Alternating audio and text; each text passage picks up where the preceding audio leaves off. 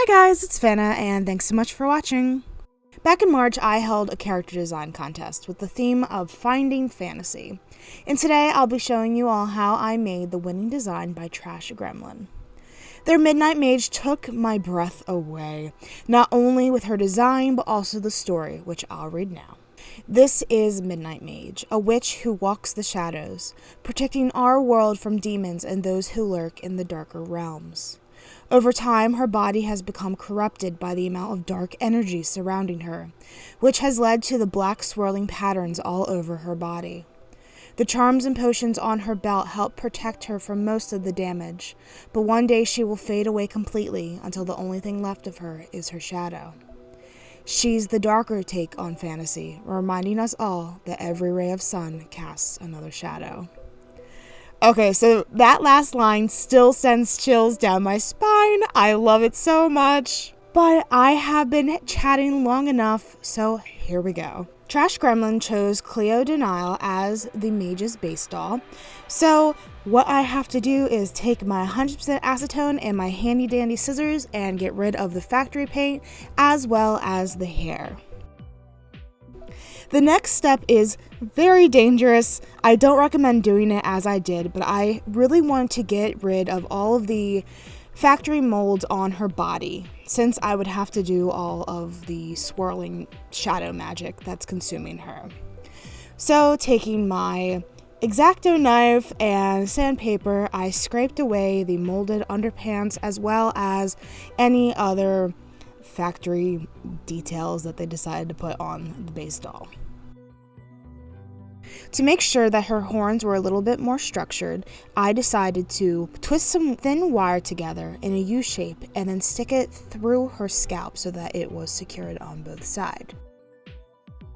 I then took some Model Magic air dry clay and put a cylinder of the clay onto the wire, and then mostly I just twisted it to make a really cool texture on the horn.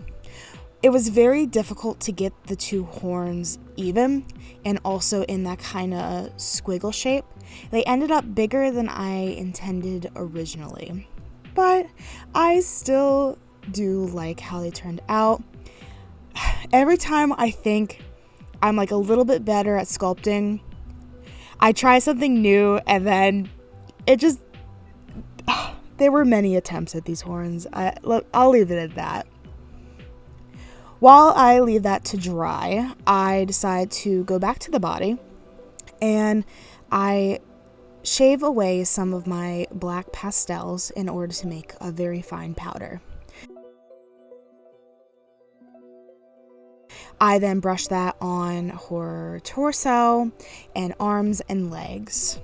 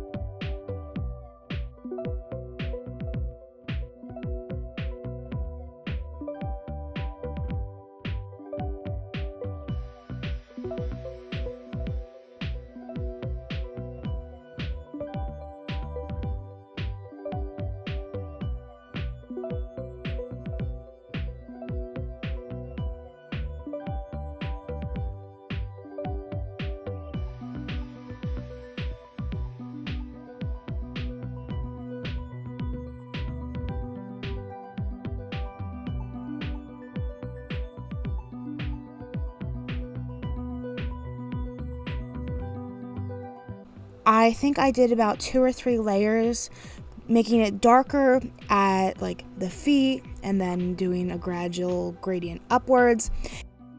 I seal that again with MSC, and then I use watered down white acrylic paint and a fanned paintbrush to flick white speckles all over the face and the body as well.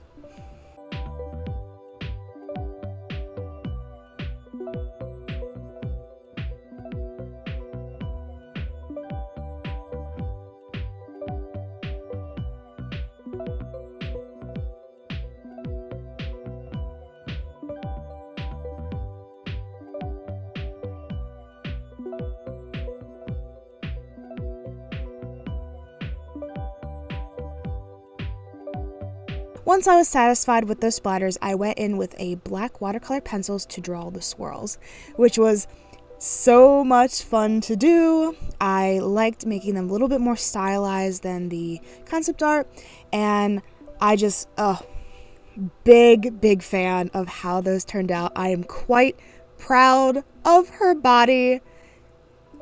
I love it.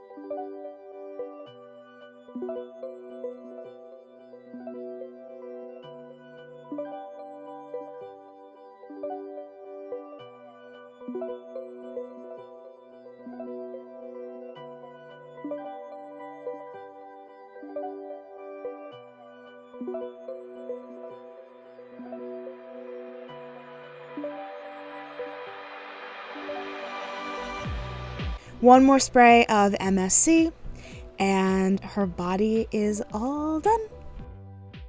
The drill by now of how I do my face ups. I go in with watercolor pencils and sketch out the eye designs, and then slowly but surely I build up the colors with my pencils and pastels until eventually it's time for me to whip out my acrylic paint.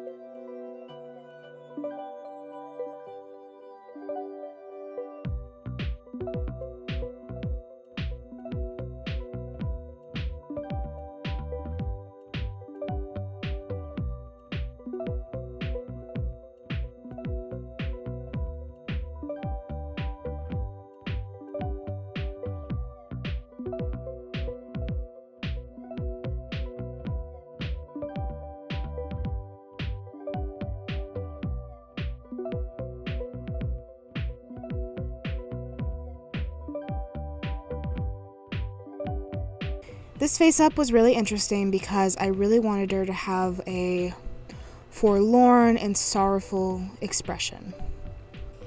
I must say I love how I contoured her nose. It added to the expression so much, and I think it gives her a layer of sharpness that I really enjoyed.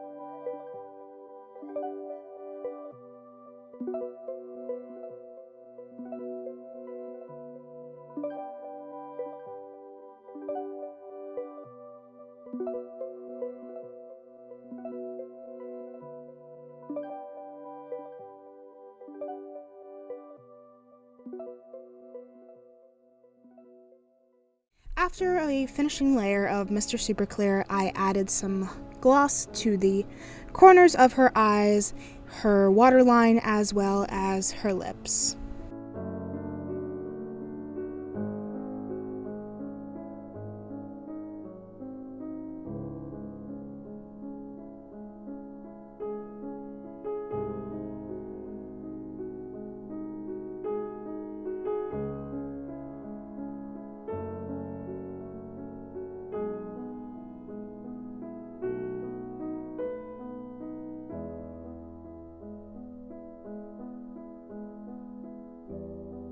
I've talked about this little tube of gold paint before. It has lasted me years upon years of art projects, and it's still going strong, and it was absolutely perfect for her horns.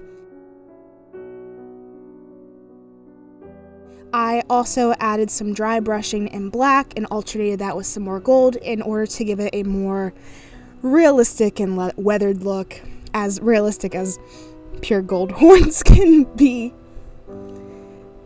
To finish it all off, I added some more gloss, and that sealed the deal.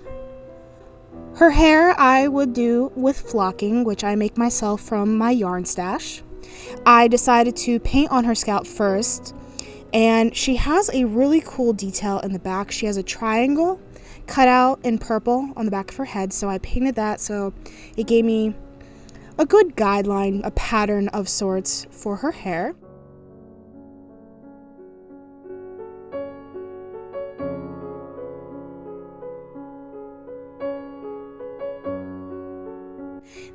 I put on a thick layer of glue and then press on the flocking, being careful not to have it seep through the layer.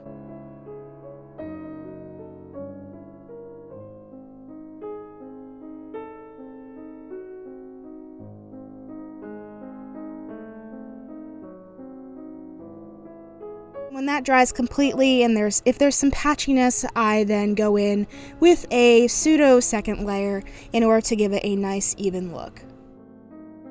The first thing that I wanted to start on for her outfit was the first thing that pops in my head is utility belt, traveler's belt.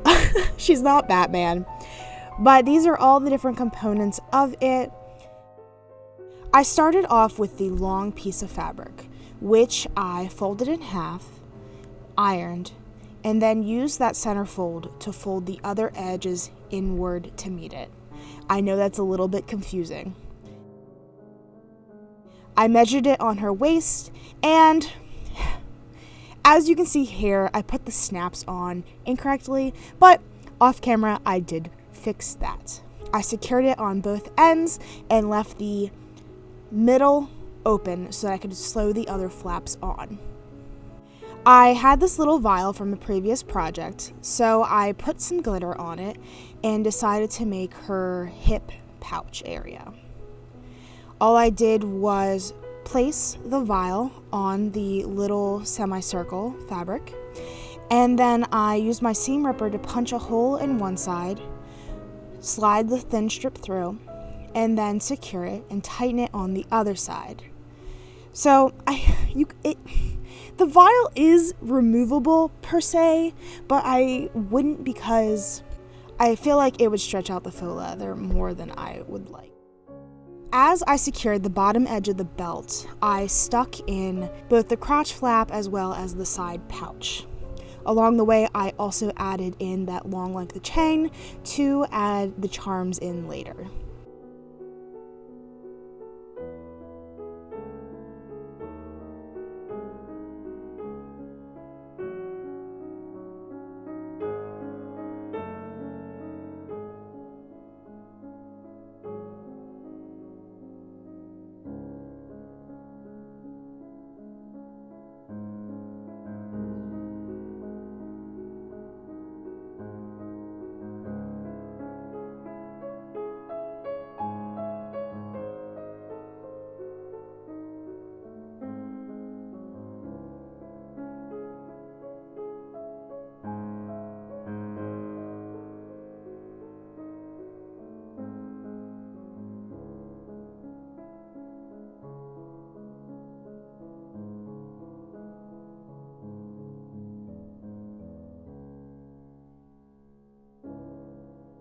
Okay, so, um, what is the saying? Genius, like, or what is it? Laziness inspires ingenuity or something. I did not want to sculpt a moon charm.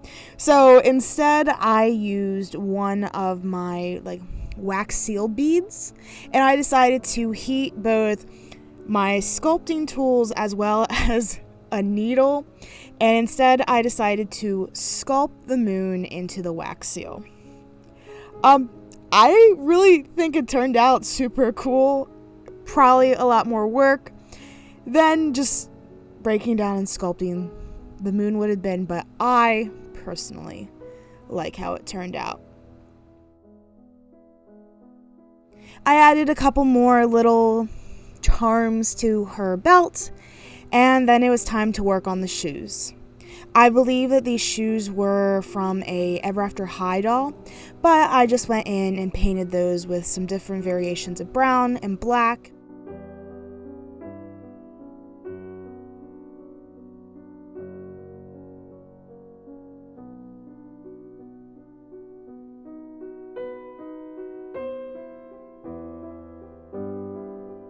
I had to add the most important part, which was the purple crescent moons on the heels.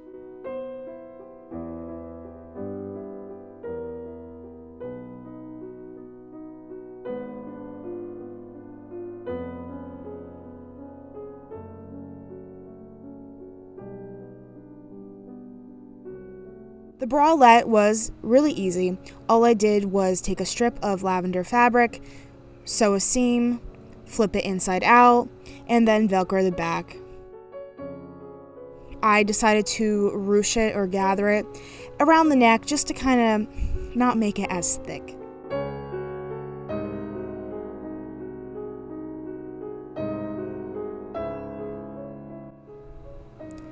The skirt is very odd. I did this kind of bell shape, and I added an elastic waistband so that I would have that gathered effect.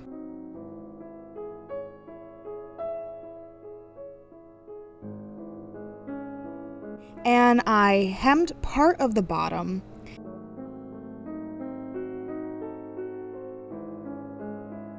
But what I ended up doing was I made a seam down the center, and after I did that seam, I also did a gathered stitch in the back and the front. It was very weird, but based on the concept art, I was having a really hard time figuring out how to ruche it properly. The end result works. That's my best explanation to what I did. For her leggings, I just used a stocking pattern that I just cut the feet off to make leggings.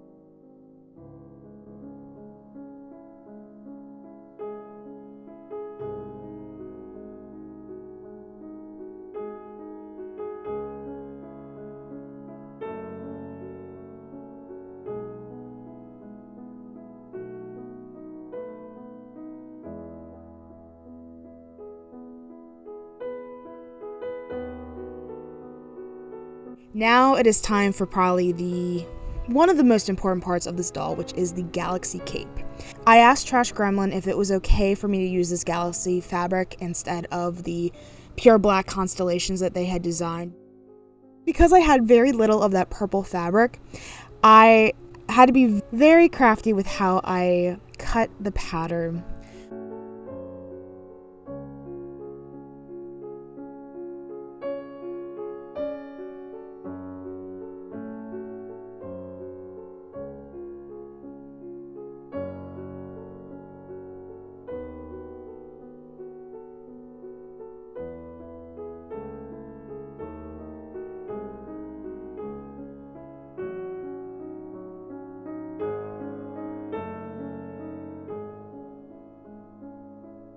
But all I did was I sewed the right sides together, leaving a space for me to be able to flip it right side out.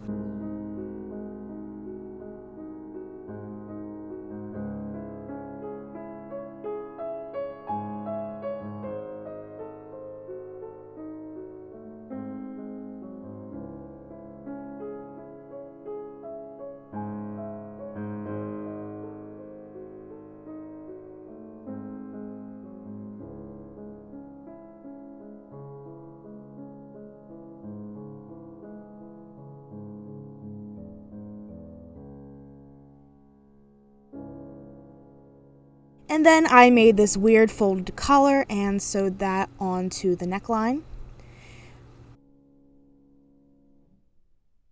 And I also added some little gold beads as buttons. I decided to paint on the little lavender details, and I really wanted to incorporate more gold into this design, so I added some gold details to the hem of her cape as well.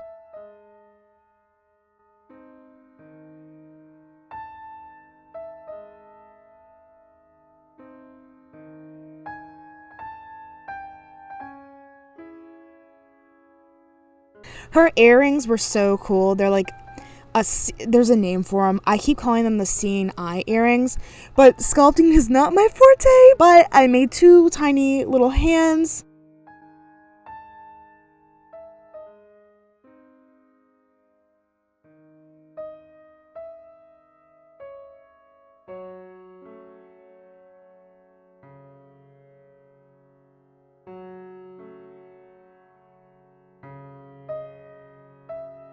And after that, I painted them gold and added the eye details. What worked perfectly in my favor was I have these pins that have lavender heads on them, which worked perfectly, so I just bent them into the right position, added the earrings, and stuck them into her head.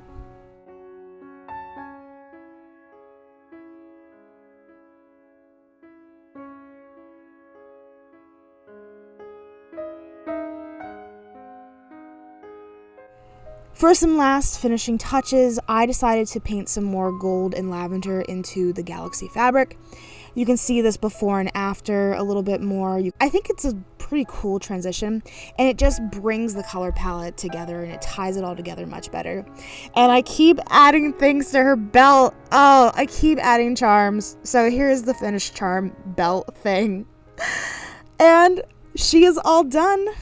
Just time to get her dressed and look at some final pictures that my boyfriend Bobby did of her. Why is it always my favorite dolls that are made for other people? Thank you so much to everyone who did this contest. It was so much fun.